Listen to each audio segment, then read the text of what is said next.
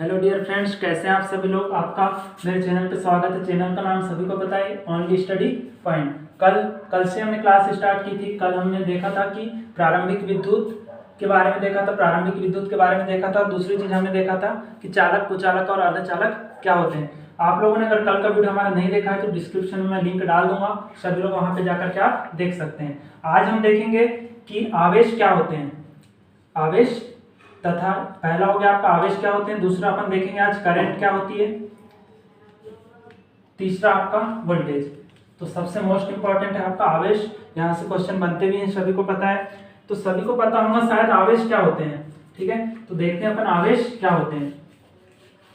तो डेफिनेशन देख लेते हैं आवेश की। आवेश होता क्या है वास्तव में। कल हमने देखा था कि परमाणु के अंदर प्रोटॉन्स और न्यूट्रॉन्स मौजूद होते हैं। ठीक है, परमाणु के अंदर क्या होते हैं, प्रोटॉन और न्यूट्रॉन मौजूद होते हैं। उसकी जो अंतिम कक्षा है उसमें इलेक्ट्रॉन गति करते हैं। ठीक है, तो आज देखें कि जो आवेश है, तो आवेश का कार्य क्या है। आवेश क्या है, जो इलेक्ट्रॉन है,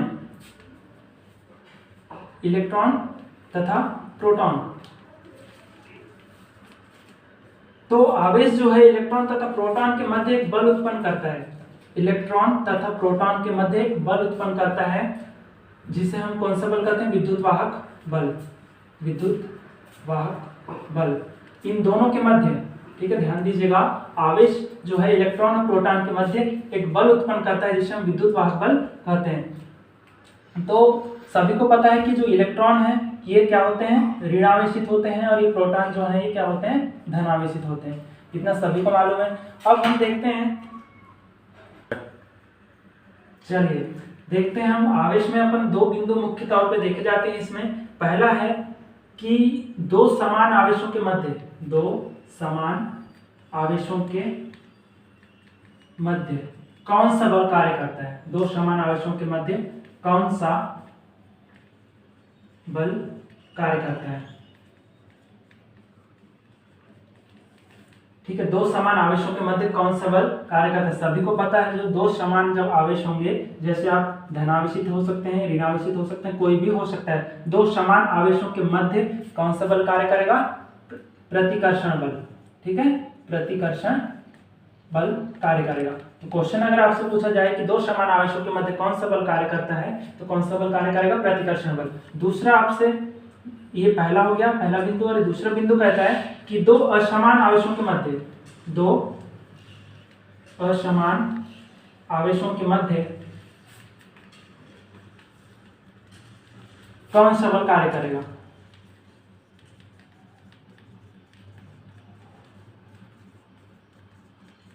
तो हमने देखा था कि जब दो समान आवेश थे तो उसमें क्या कर रहा था, प्रतिकर्षण बल कार्य कर रहा था। अब हम देखते हैं कि जब दो असमान आवेश हैं तो उनके मध्य में कौन सा बल कार्य करेगा, तो आकर्षण बल। ठीक है, आकर्षण बल सभी को पता है। तो इसमें क्या हो सकते हैं, या तो माइनस माइनस ही हो सकते हैं या प्लस प्लस ही हो सकते हैं। बोले तो ये प्रोटॉन्स प्रोटॉन्स हो सकते हैं, ये इलेक्ट्रॉन इलेक्ट्रॉन हो सकते हैं। अब दूसरा ये है, इसमें असमान आवेश, या तो इसमें एक इलेक्ट्रॉन होगा और एक प्रोटॉन होगा, या प्रोटॉन होगा या इलेक्ट्रॉन होगा। ठीक है, तब जाके इसमें आकर्षण बल कार्य करेगा और इसमें प्रतिकर्षण बल कार्य करेगा। स्टार्ट। चलिए आगे देखते हैं। अभी जो आवेश है उसमें कुछ उसकी इकाइयां पूछता है। मोस्टली आवेश की इकाइयां कौन कौन सी होती है, खास करके आवेश की इकाई आपको बोलेगा आवेश की एसआई इकाई, एसआई यूनिट या इकाई। ठीक है, तो सभी को पता है आवेश की एसआई यूनिट क्या होती है, कूलाम। ठीक है, यहाँ से दो तीन इंपॉर्टेंट क्वेश्चन है, सभी लोग ध्यान देंगे। पहला हो गया आपका आवेश की एसआई इकाई। दूसरा आपका अगर पूछेगा तो आवेश की सीजीएस मात्रक पूछता है, सीजीएस यूनिट। ठीक है, सीजीएस यूनिट पूछेगा, सभी से बन जाएगी। सीजीएस यूनिट क्या होती है, फ्रैंकलिन। ठीक है, फ्रैंकलिन। आवेश की जो सीजीएस मात्रक है वो क्या होता है, फ्रैंकलिन। और दो तीन इकाइयां होती है आवेश की, एक होती है क्या, एम्पियर सेकेंड। ठीक है, एम्पियर सेकेंड। और दूसरी हो गई आपकी एक सबसे बड़ी यूनिट करके पूछता है, आवेश की सबसे बड़ी यूनिट, सबसे बड़ी यूनिट। तो शायद आप लोगों को पता होगा कि आवेश की सबसे बड़ी यूनिट क्या होती है, फैराडे। ठीक है, फैराडे। और अगर क्वेश्चन आपसे पूछ ले कि एक फैराडे में कितने कूलाम आवेश होता है, एक फैराडे में कितने कूलाम आवेश होता है, एक फैराडे में कितने कूलाम आवेश होता है, कितने कूलाम आवेश होता है। तो सभी को पता है 96,500 कूलाम। ठीक है, इतना आवेश एक फैराडे में होता है। सबसे बड़ी यूनिट क्या होगी इसकी, फैराडे। अब यहाँ से अगर नेक्स्ट क्वेश्चन अगर आपसे पूछा जाएगा तो एक इलेक्ट्रॉन में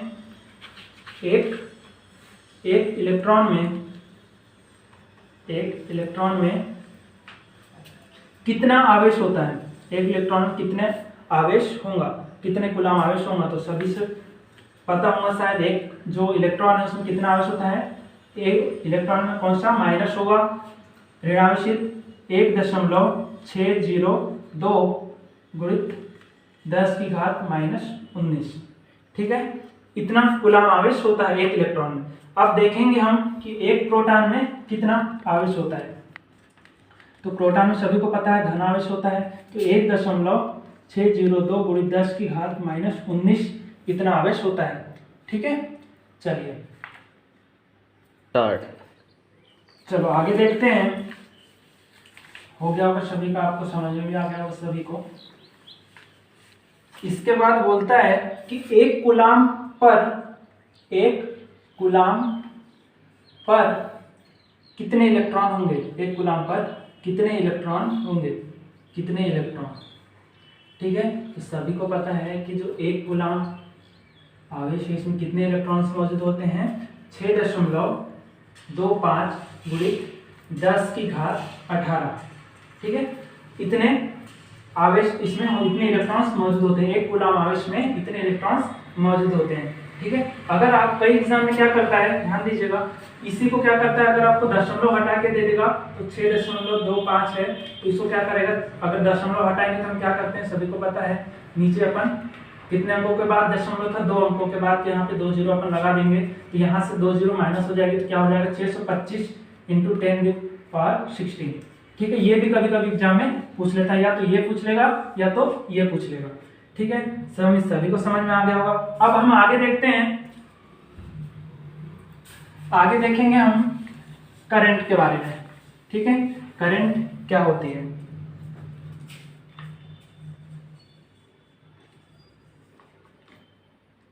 करंट या धारा। ठीक है, चलिए करंट के बारे में देखते हैं। तो सभी को पता है करंट क्या होती है, करंट क्या होती है, इलेक्ट्रॉनों के प्रवाह को करंट कहा जाता है। ठीक है, अब इलेक्ट्रॉनों का प्रवाह ही क्या कहलाता है, आपका करंट। तो इसमें 2-3 चीजें हैं, ध्यान देंगे सभी लोग। पहला तो ये है कि करंट की गति कितनी होती है। ठीक है, धारा की गति या धारा की चाल, सभी को पता होगा। तो धारा की जो चाल है प्रकाश की चाल के तुल्य होती है। ठीक है, प्रकाश की चाल कितनी होती है, 3 × 10⁸ मीटर पर सेकेंड। ठीक है, ये होती है आपकी प्रकाश की चाल।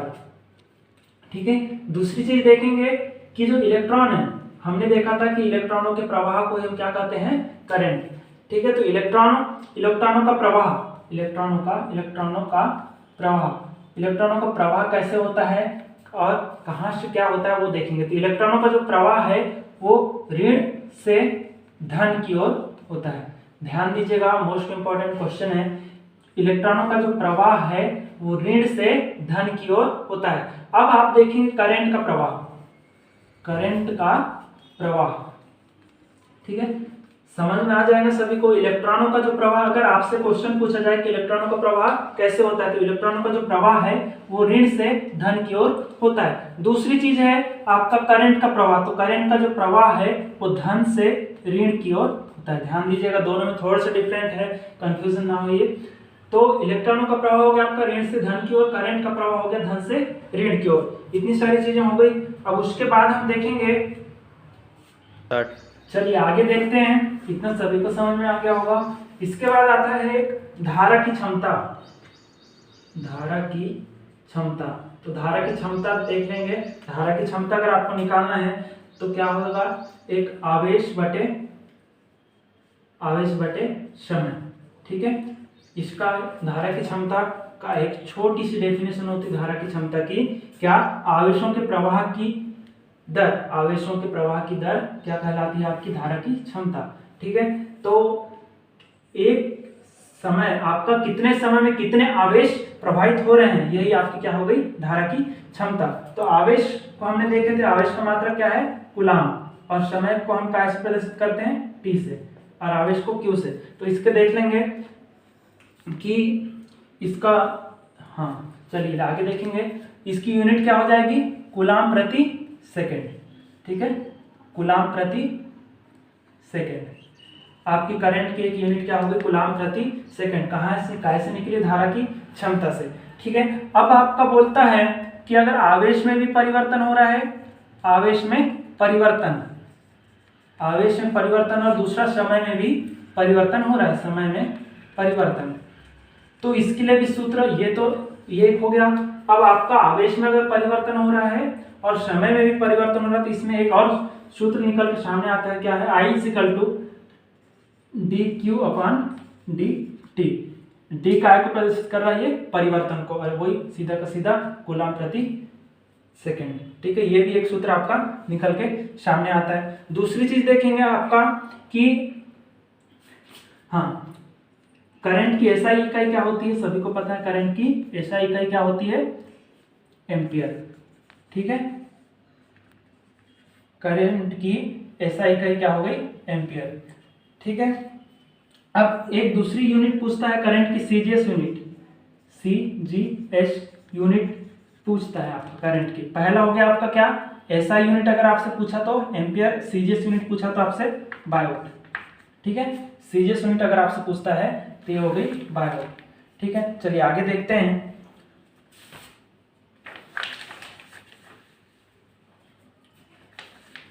चलिए 1 एम्पियर बराबर अब क्या होता है देखते हैं, 1 एम्पियर बराबर क्या होता है देखते हैं, ठीक है। ध्यान दीजिएगा 1 एम्पियर बराबर कितना होता है, ठीक है। तो 1 एम्पियर बराबर कितना होगा 1 कूलाम बटे 1 सेकेंड, 1 कूलाम बटे 1 सेकेंड, ठीक है। 1 एम्पियर बराबर कितना होगा 1 कूलाम बटे 1 सेकेंड, ठीक है। ध्यान दीजिएगा 1 कूलाम का आवेश यदि 1 कूलाम का आवेश यदि 6.25 गुणित 10 की घात 18 यदि प्रति सेकंड की दर से, 1 कूलाम में आवेश कितना हो गया, ठीक है। ध्यान दीजिएगा 1 कूलाम का आवेश यदि 6.25 गुणित 10 की घात 18 इलेक्ट्रॉन यदि प्रति सेकंड की दर से प्रवाहित हो रहे हों, ठीक है, प्रवाहित हो रहे हों, तो वो 1 एम्पियर के बराबर होगा, ठीक है।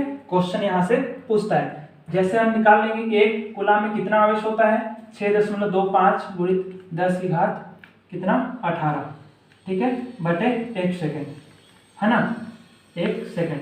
इस टाइप से आप निकाल सकते हैं। क्या बोलेंगे हम इसको, 1 कूलाम का आवेश यदि 1 कूलाम का आवेश यदि प्रति सेकंड की दर से उसमें विद्युत धारा प्रवाहित हो, 1 कूलाम का आवेश में यदि प्रति सेकंड की दर से अगर उसमें विद्युत धारा प्रवाहित हो तो वो 1 एम्पियर के बराबर होगा, ठीक है। इसकी यूनिट भी देख लेते हैं आपने, एसआई इकाई क्या होती है इसकी एम्पियर, और सीजीएस इकाई क्या होती है इसकी बायोट, ठीक है। अब एक बोलता है विद्युत की राशि, क्वेश्चन अगर पूछ लिया जाए तो विद्युत की राशि करके पूछता है तो क्या हो जाएगा Q = IT, ठीक है, Q = IT एम्पियर प्रति सेकंड, एम्पियर सेकंड सॉरी, ठीक है, एम्पियर सेकंड। अब चलिए हम देखते हैं करंट हो गया आपका। अब हम देखेंगे वोल्टेज के बारे में। चलिए वोल्टेज देखते हैं अपन, वोल्टेज या इसको क्या बोल सकते हैं अपन विभव, या क्या बोल सकते हैं इसको पोटेंशियल, ठीक है। अब आपका ये जो विभव है ये क्या होता है ध्यान दीजिएगा। तो सबसे पहला क्वेश्चन पूछता है कि जो वोल्टेज है या जो विभव है ये कौन सी ऊर्जा है, किस प्रकार की ये ऊर्जा है, किस प्रकार की ऊर्जा है ये। तो वोल्टेज या विभव या पोटेंशियल किस प्रकार की ऊर्जा है अगर आपसे ये पूछता है तो ये किस प्रकार की ऊर्जा है, स्थिर ऊर्जा है, ठीक है। वोल्टेज जो है ये स्थिर ऊर्जा है, ध्यान देंगे सभी लोग। अब बात करते हैं वोल्टेज किसे कहते हैं अपन, वोल्टेज किसे कहते हैं। तो देखें कि आवेश को एक स्थान से आवेश को एक स्थान से दूसरे स्थान, एक स्थान से दूसरे स्थान में स्थानांतरित करना आपका, हाँ ठीक है, आवेश को एक स्थान से दूसरे स्थान में स्थानांतरित करने में किया गया कार्य, स्थानांतरित करने में किया गया कार्य, आवेशों को एक स्थान से दूसरे स्थान में स्थानांतरित करने में किया गया कार्य आपका विभव कहलाता है। ठीक है, तो विभव इक्वल टू क्या हो जाएगा, विभव इक्वल टू हो जाएगा किया गया कार्य बटे क्या हो जाएगा, आवेश। ठीक है, आवेशों को हम एक स्थान से दूसरे स्थान में स्थानांतरित कर रहे हैं तो किया गया कार्य बटे क्या हो जाएगा, आवेश। तो कार्य को अपन काय से प्रदर्शित करते हैं, W से, और आवेश को काय से प्रदर्शित करते हैं अपन, कूलाम से। तो विभव की व्युत्पन्न इकाई क्या हो जाएगी, जो सूत्र के माध्यम से, डेफिनेशन के माध्यम से जो निकल के आ रही है वो उसकी यूनिट क्या हो जाएगी, जूल प्रति कूलाम। ठीक है, चलिए अब हम देखेंगे कि 1 वोल्ट बराबर कितना होता है, 1 वोल्ट बराबर कितना होता है। तो 1 वोल्ट बराबर कितना होगा, 1 जूल बटे 1 कूलाम। ठीक है, 1 जूल बटे 1 कूलाम, ये क्या होगा, 1 वोल्ट के बराबर होगा। ठीक है, तो देखेंगे 1 कूलाम के आवेश को स्थानांतरित करने में, 1 कूलाम के आवेश को एक स्थान से दूसरे स्थान में स्थानांतरित करने में यदि 1 जूल का कार्य होता है तो 1 वोल्ट के बराबर होगा। ठीक है, सभी को समझ में आ गया होगा। 1 कूलाम के आवेश को यदि एक स्थान से दूसरे स्थान में स्थानांतरित करने में यदि 1 जूल का कार्य होता है तो 1 वोल्ट के बराबर होगा। चलिए ठीक है, तो दूसरी चीज एक आपका आता है कि इसकी विभव या वोल्टेज की एसआई इकाई क्या होती है, सभी को पता है इसकी एसआई इकाई क्या होती है, नहीं बताऊंगा मैं। अब दूसरा ये आता है कि इसको नापते कैसे हैं, हमने करंट को नापने के लिए भी नहीं बताया था, तो देख लीजिएगा करंट को कैसे मापते हैं, बताइए सभी लोग, अमीटर से। ठीक है, मीटर से हम काय को नापेंगे, करंट को। अब जो आपका वोल्टेज है, वोल्टेज को कैसे मापेंगे आप लोग, वोल्ट मीटर से। ठीक है, वोल्ट मीटर से। दूसरी चीज है, ध्यान देंगे सभी लोग, आता है यहां से क्या है कि जो वोल्ट मीटर है, वोल्ट मीटर जो है किस सिद्धांत पर कार्य करता है, वोल्ट मीटर किस सिद्धांत पर कार्य करता है। तो आपका जो ये जो वोल्ट मीटर है ये किस सिद्धांत पर कार्य करेगा, इलेक्ट्रोस्टैटिक। ठीक है, इलेक्ट्रोस्टैटिक के सिद्धांत पर ये कार्य करेगा। ठीक है, क्या वोल्ट मीटर जो वोल्टेज मापने की के लिए जो यंत्र है वोल्ट मीटर, वो इलेक्ट्रोस्टैटिक के सिद्धांत पर कार्य करता है, कई एग्जाम में पूछा गया। चलिए आपका आज का कंप्लीट हो चुका है वीडियो। आज हमने देखा है कि आवेश क्या होते हैं, तो सभी ने देखा कि आवेश क्या होते हैं, उसके बाद हमने देखा करंट और उसके बाद वोल्टेज। कल का वीडियो अगर आप लोगों ने नहीं देखा है तो कल का वीडियो देख सकते हैं आप लोग।